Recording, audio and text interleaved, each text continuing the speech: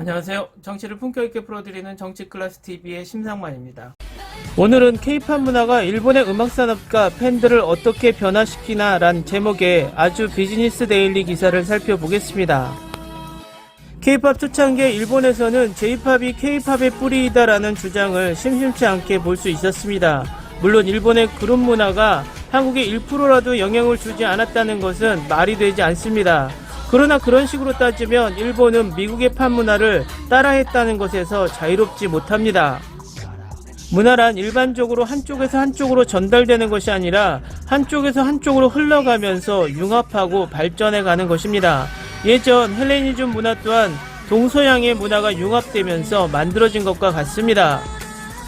또 문화란 한 문화가 다른 문화를 침공해서 없애는 것이 아니라 그 당시 더 발전하거나 선호하는 문화가 다른 문화보다 더 튀어 보이는 것입니다.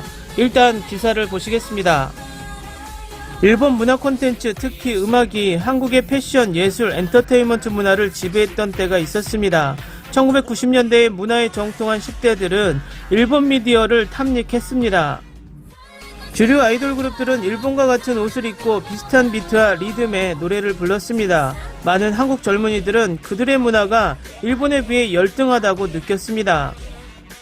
그러나 2000년대 중반 일본 연예계는 내수 시장에 집중하고 한국 연예계는 유튜브, SNS 등 최신 트렌드를 활용해 끊임없이 세계 시장의 문을 두드리며 판을 뒤집었습니다. K-팝 아티스트들은 소셜미디어를 통해 글로벌 팬들과 직접 소통하고 강한 유대감을 형성했지만 일본 아티스트들은 국내 팬들만 아티스트를 응원하고 우상화하는 폐쇄적인 계층 구조를 만들었습니다. 도쿠라 스니치 청장은 지금은 영화, 음악 등 분야에서 한국이 일본을 앞서고 있다. 동방신기가 데뷔한 2000년대 초반에는 일본이 짧은 격차로 앞서 있었지만 지금은 눈 깜짝할 사이에 추월하고 있다고 말했습니다. 문화부, 교육, 문화, 스포츠, 과학기술의 일본 정부의 한 부분에 대한 기관의 수장이 2021년 4월 자신의 자리에 앉은 후 기자회견에서 일본 언론에 말했습니다. 커미셔너, 해외에서 일본의 예술과 문화를 홍보하는 임무, 열심히 일하고 일본의 음악 회복을 돕겠다고 다짐하고 일본이 한국과 같은 발전을 따라갈 수 있도록 일본 음악 산업에서 단결의 중요성을 강조했습니다. 문화 발전을 담당하는 일본 정부 관계자가 일본의 문화를 특정 국가가 추월했다고 말하는 것은 이례적입니다. 그의 발언은 일본이 한류 확산을 어떻게 바라보고 있는지를 잘 보여줍니다. 전 세계로 영향력을 확장한 한국의 문화 콘텐츠가 일본에서도 빠르게 그 위상을 높이고 있고 동시에 한때 아시아 시장을 주도했던 일본 문화를 추월한 위험한 경쟁자이자 정치적 역사적으로 일본과 얽힌 한국이 만들어낸 불편한 장르이기도 합니다. 따라서 일본에서 K-팝을 수용하는 것은 다른 나라들과는 사뭇 다른 복잡하고 미묘한 열정을 보여줍니다. 일본은 일반 트위터 이용자 기준 2020년 K-팝 관련 트윗을 많이 올린 국가 1위를 차지했습니다. 이런 현상은 음악 시장에서 추적할 수 있습니다. 2020년 일본의 오리콘 차트 상위 100에 도달 K-팝 앨범의 수가 매달 CD 판매에서 상위 50위 안에 들며 금액으론 13억엔에 달합니다. 출시와 함께 보아의 일본 데뷔 스튜디오 앨범 Listen to My Heart의 발표로 보아는 엔터테인먼트 수출입을 제한하던 장벽이 무너진 후 일본에서 한국 팝스타 최초로 돌파구가 되었습니다. 이후 동방신기, 빅뱅, 샤이니 등 2세대 남성 그룹과 소녀시대, 카라 등 여성 그룹이 인기를 얻었고 몇 년 동안 잠잠해졌지만 트와이스와 같은 그룹이 다시 인기를 얻으며 2010년대 중후반에 다시 팬덤을 늘리기 시작했습니다. 일본 니케이 엔터테인먼트가 매년 일본에서 실시하는 일본 인재실태 조사에 따르면 동방신기의 일본 투어 관객 수는 2018년 한 해에만 약 128만 명에 달해 신기록을 세웠습니다. 번역가이자 문학평론가인 시라카와 츠카사는 아이돌 산업이 CD 판매와 오프라인 모임 중심의 수익 모델로 바뀌면서 경제적으로 자유롭고 시간이 많이 걸리는 중년층으로 소비의 중심이 이동했다고 말했습니다. 일본 비즈니스 및 시사 분석을 위한 최고의 온라인 소스인 다이아몬드 온라인에 게재된 K-팝이 일본 젊은이들을 열광시키는 이유라는 제목의 기사에서 여유가 없는 젊은이들은 유튜브 등 인터넷을 통해 쉽게 소비할 수 있는 K-팝 아이돌에 눈을 돌리고 있다고 말했습니다. K-팝 아이돌에 대한 소비가 늘어남에 따라 일본 문화에서 아이돌을 바라보는 시선도 달라졌습니다. 시리카와는 일본 아이돌은 과거 응원 대상이었지만 지금은 일본의 많은 젊은이들에게 K-POP 아이돌은 예능인이 많다는 점에서 소비자를 즐겁게 하는 동경의 대상이 됐다고 지적했습니다. 일본에서는 아이돌을 미성숙한 존재로 여기며 응원하는 독특한 문화가 있었지만 젊은이들 사이에서는 K-POP 소비가 늘어나면서 트렌드가 바뀌었습니다. 그러나 일본은 한류에 대한 소극적인 소비를 하고 있고 아시아 국가들 사이에서 부정적인 인식이 높은 나라입니다. 한국국제문화교류재단이 발표한 2021년 글로벌 한류 트렌드 보고서에 따르면 일본은 한류의 대중화와 성장 정도를 나타내는 지수에서 아시아 주요 국가 중 가장 낮은 2.88을 기록했습니다. 2020년까지 지난 3년 동안 거의 변화가 없었습니다. 한류 활용도와 집중도도 주요국 중 가장 낮은 수준으로 일본 문화의 두드러진 갈라파고스 현상을 보여주고 있습니다. 일본에서는 중국을 제외한 대부분의 국가에서 부정적인 인식이 감소한 반면 한류에 대한 부정적인 인식 비율은 2018년 이후 꾸준히 증가하고 있습니다. 부정적 인식률은 2018년 29.8%에서 2019년 31.4%, 2020년 33.2%로 증가했고 가장 흔한 이유는 정치 외교 갈등이 41.6%로 가장 많았고 역사적 관계가 34.9% 부정적인 생각이라고 보고하고 있습니다. 특히 한국의 민족성에 대한 항목은 일본 내에서 증가하고 있는 혐오 정서를 반영합니다. 2000년대 초반 일본은 J-POP 팬덤을 형성하며 아시아 음악 시장을 주도했습니다. 그러나 전성기는 지속되지 않았습니다. 한국콘텐츠진흥원은 2020년 음악산업 백서를 통해 2000년대 초반까지만 해도 일본은 세계 최대 음악 시장 중 하나였으나 음악성보다는 팬과 아티스트의 감성적 공감을 주요 마케팅 수단으로 삼아 아이돌 문화의 확산으로 경계와 장르가 흐려졌으며 현재 트렌드는 스트리밍 음악으로 재편된 글로벌 시장의 트렌드라고 설명했습니다. 이러한 위기의식은 일본에서도 만연해 있습니다. 지상파를 중심으로 자니스의 아티스트가 대세인 일본에서 오랫동안 외국 남성 그룹의 성장 가능성은 극히 제한적이었습니다. 그러나 2010년대에 들어 유튜브와 일본 연예 작가이자 기자인 마스타니 소이치로는 다른 인터넷 매체가 일본 시장을 개척했고 갈라파고스 현상을 즐기던 일본 대중음악이 글로벌 경쟁에 직면해 있다고 말했습니다. 마츠타니 씨는 조사 결과 지난해 9월 기준으로 K-POP 아티스트로 데뷔한 일본 연예인이 30여 명에 달한다며 한국에서 일본보다 10배에서 100배 더 연습하고 있다고 말했습니다. 그는 많은 젊은이들이 한국에서 자신의 미래를 개척하려 하고 있지만 일본 연예계의 인재 유출에 불과하다고 말했습니다. 방탄소년단의 방시혁이 세운 한국의 엔터테인먼트 강자인 하이브와 전속 계약을 체결한 일본 가수 미야와키 사쿠라의 사례는 최근의 흐름을 여실히 보여줍니다. 미야와키는 2018년 서바이벌 리얼리티 TV쇼 프로듀스 48에서 2위를 차지한 후 일본 아이돌 걸그룹 HKT48의 전 1세대 멤버이자 일본과 한국의 걸그룹 아이즈원의 전 멤버입니다. 문화 전반에 걸쳐 K-POP의 영향력이 커지면서 일본의 아이돌 문화에 대한 반성도 커지고 있습니다.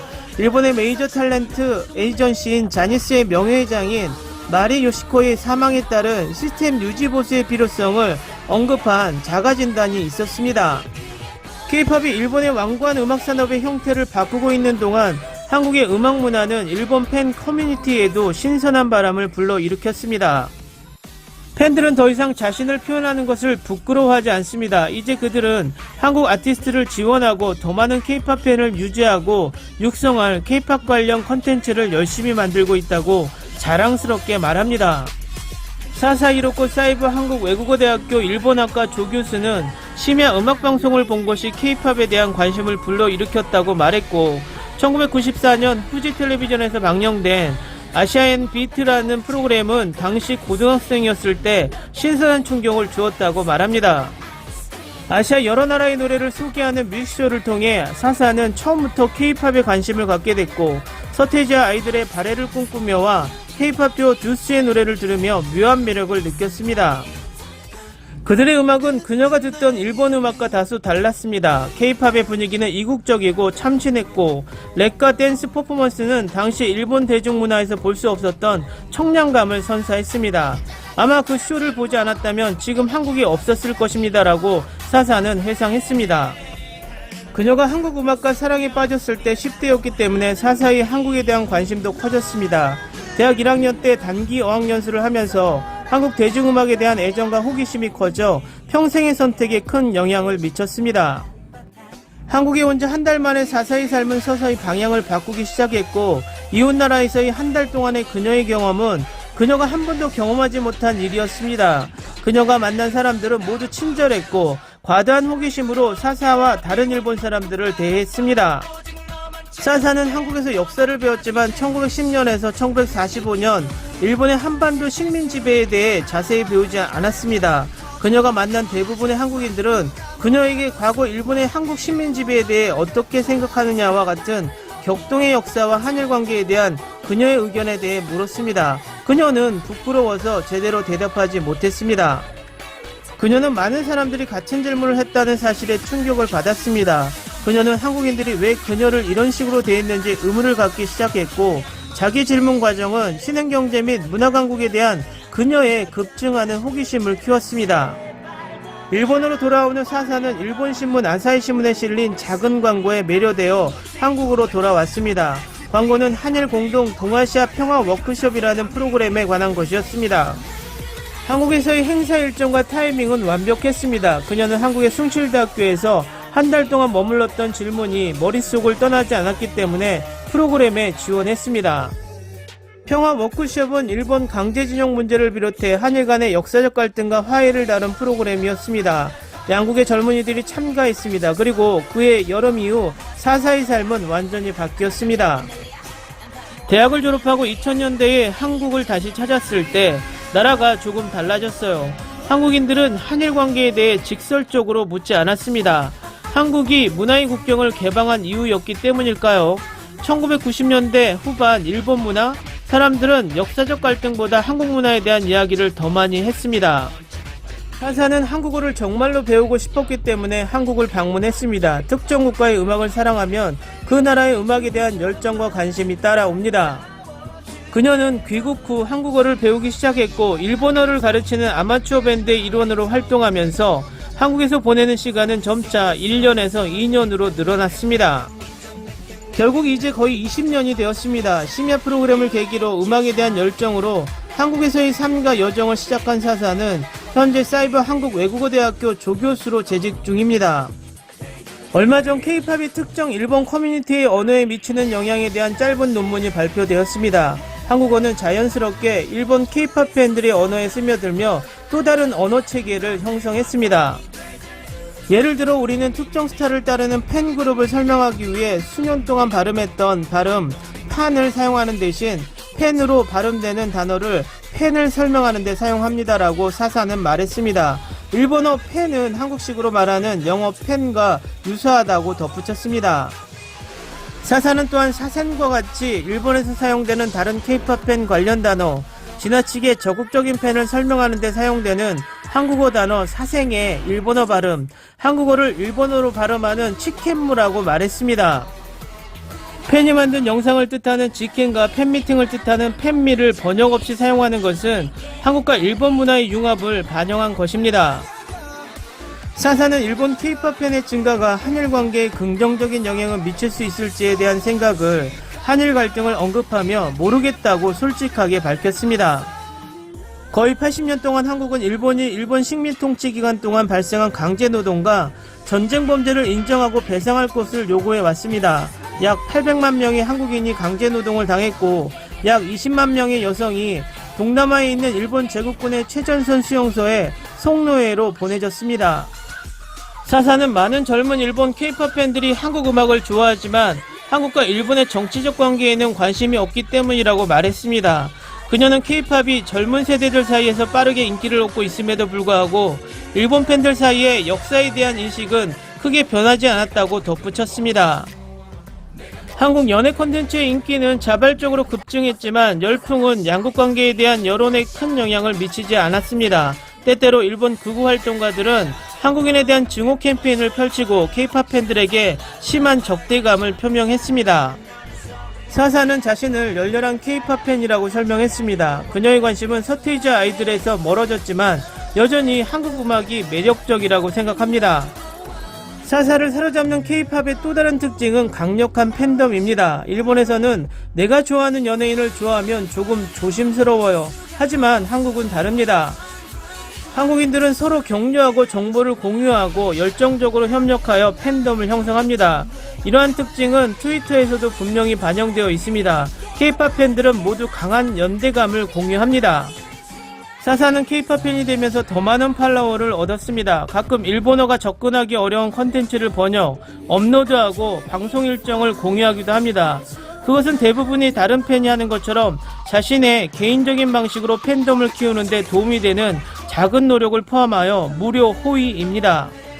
사사는 팬 활동에 전념하고 나서 많이 행복해졌다고 말했습니다.